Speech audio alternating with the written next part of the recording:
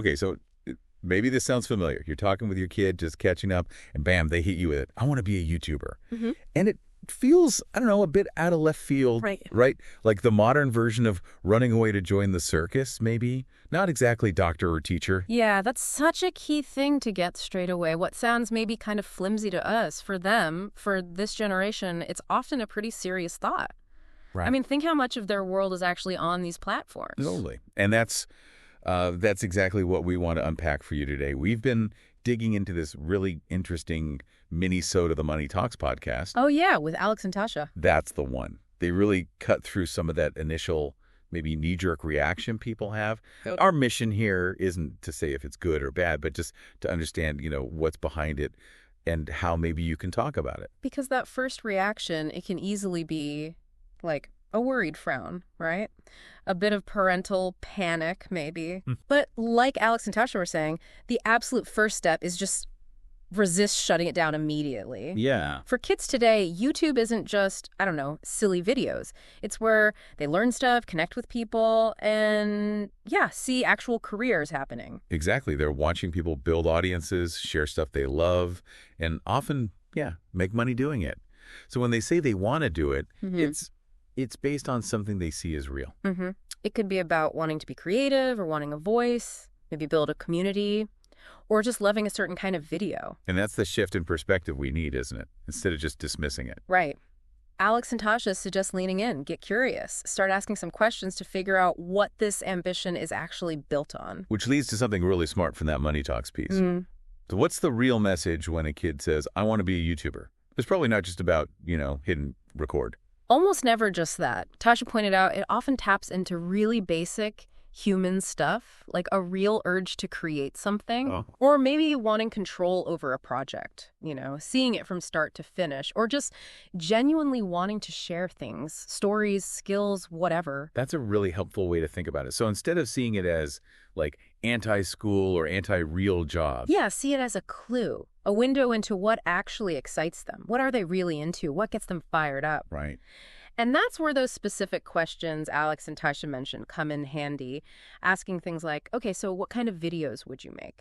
Or who do you watch that you think is great? Like, what is it about their stuff you like? Yeah. Or even if you had a channel, what would you want it to, stand for? Exactly. And these aren't just throwaway questions, are they? They make the child think a bit more deeply about it. The practical side, the why. And for us as parents, listening to those answers, it's gold. You get such a better sense of their world, what they care about. Precisely. It takes it from just a statement, I want to be a YouTuber, to exploring the reasons, the substance behind it. And, what's cool is even if that YouTube dream changes later, just thinking through those questions, that builds self-awareness, critical thinking, really valuable stuff. Okay, now one thing that really jumped out from the Money Talks chat was just how many skills are actually involved. It's way more than just being chatty on camera, isn't it? Oh, absolutely. Alex made a great point. You've got script writing, right? Planning out what you're going to say, making it make sense, making it engaging. Okay. Yeah. Then there's a whole visual side, how to film it, understanding lighting, even basic stuff makes a difference. And then the big one, editing. Editing, right. Yeah. Taking all that raw footage and actually making something watchable. Yeah, shaping it. And what's interesting is those skills. They're useful in so many creative jobs. And it didn't stop there, did it? Yeah. They also talked about needing to understand analytics.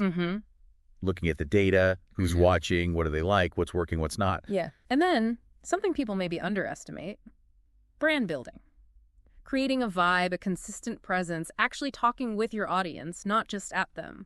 It really is like running a tiny media company then. Pretty much. And the fascinating thing is this surface level dream, I want to be a YouTuber, can actually become this accidental crash course in creative production and digital marketing. Oh, yeah. And like Tasha said, even if they don't end up being a professional YouTuber for life, these skills are super transferable. Businesses need people who can make good video or understand online audiences. Seriously. Script writing, that's marketing, comms, filming and editing. Every company wants video content now. Analytics. Vital for anything online. It's like a head start in skills everyone needs. Exactly. And don't forget the personal side. Putting your ideas out there, getting feedback. Even if it's just a few views, that can build real confidence. Resilience, too. Okay. But, of course, with any big dream, especially one online, you got to balance the excitement with, reality. boundaries, support. Crucial. And this is where the parenting part really comes in strong. Supporting the interest doesn't mean zero rules and endless screen time. Right. Tasha had some great practical tips, like maybe co-managing the account, especially at first, gives you visibility, lets you guide them safely. I liked the idea of setting up like content creation time, treating it like soccer practice or piano lessons. Yeah, it builds discipline around it, right? It stops it from just taking over everything, makes it feel structured, and making it a learning project together. That's smart. Maybe you learn editing basics with them or brainstorm script ideas. Oh, that's a good one. It connects you, makes the skill building feel deliberate, less about just hoping for random viral fame, more about the actual work involved. Yeah, the craft. And Tasha also brought up the emotional side of being online, which is huge. So vital, because even good feedback can be a lot for a young person. And then dealing with mean comments or always comparing yourself. Yeah, that comparison trap. It's tough. So being that steady emotional backup, having a space where they can actually talk about that stuff without judgment, that's maybe the most important role. Absolutely. Now, the elephant in the room for a lot of parents, school. How does this YouTube thing fit with, homework and grades? Is it just going to be a massive distraction? Totally valid concern. Yeah. And Alex and Tasha went right there, their take. It doesn't have to be either. It's about finding a way to make them work together. Integration. Okay, how?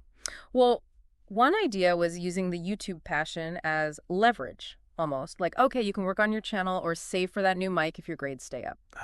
Connecting the two. Exactly. Creates that link between responsibility now and the goals they have. Yeah. And involving them in saving or budgeting for equipment. That's financial literacy right there. Sneaky, but good. Yeah. It shows how one interest can actually reinforce other important stuff. So the message isn't YouTube or school. It's YouTube and school, but with really clear rules and priorities.